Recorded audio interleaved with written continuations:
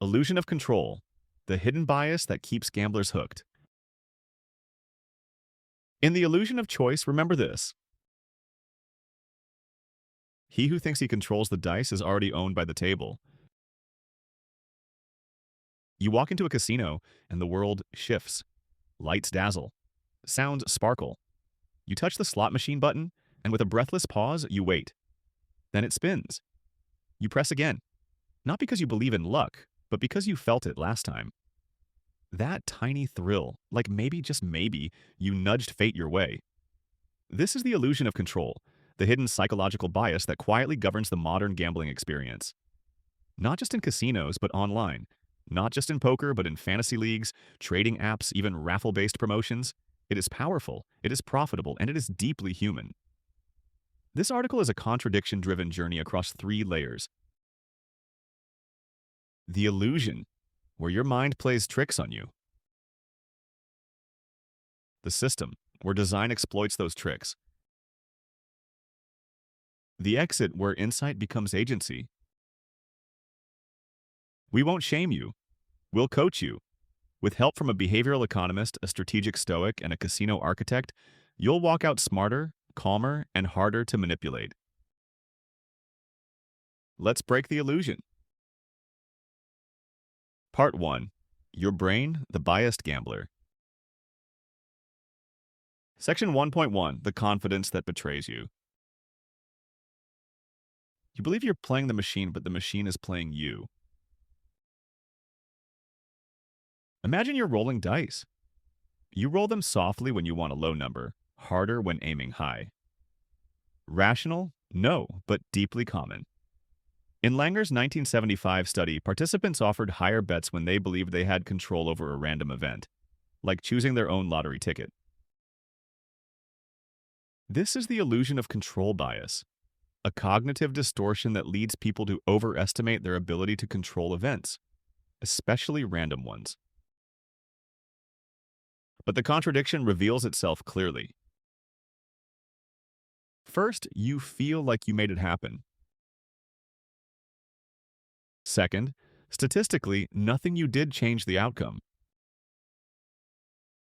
And yet you still feel it. Why? Because you remember wins more vividly than losses. You invent patterns from noise. Every third spin hits. You confuse participation with control. Your mind craves agency, even in systems where none exists. That craving is the opening casino's use. Section 1.2. The skill trap. The more choices you're given, the more you believe it's a skill game, even if it's not. Gambling systems love fake complexity.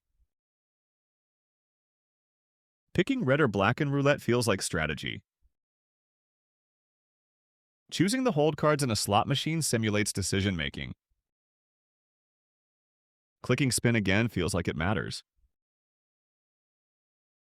This is instrumental control, the belief that action equals influence. The more interactive the experience, the more you believe you're steering the result. But remember,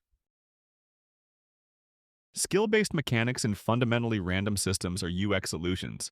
They create a sense of control without offering actual influence. Coaching insight. Want to know where control lives? Check if the rules change based on your input. If they don't, it's illusion. Part 2. The system that feeds the illusion. The house doesn't just win, it teaches you to think you almost won. Casino architect. Let's take a closer look at the machine. Slot machines now operate via RNGs, random number generators. The moment you press spin, the outcome is already decided. The visuals? Delayed feedback, controlled suspense. Near wins, bonus rounds. Celebration sounds on losing spins that are close. This is neuromanipulation by design. Near-miss effects engage your dopamine circuits like a real win. Celebration feedback tricks your brain into reinforcing the behavior. Small wins with net losses are UX grooming, teaching you to stay. Casinos don't just design for chance, they design for perceived agency. The illusion becomes systemic. Let's now turn our attention to from UX to addiction loops. Every button, light, and beep is a lever in a Skinner box. Your brain isn't just playing, it's being trained. Variable reward schedules, unpredictable payoffs, are the most addictive reinforcement schedule in behavioral psychology. Interactive features add engagement loops that mimic skill. Losses disguised as wins, LDWs, train positive response to negative outcomes. Translation? The game isn't just fun, it's teaching you how to lose and keep playing. Coaching insight. If a game celebrates your loss, it's training your brain to mistake defeat for progress. Now we ask the real question, where does control actually live? It has a name, the self-control pivot. As the strategic stoic reminds us,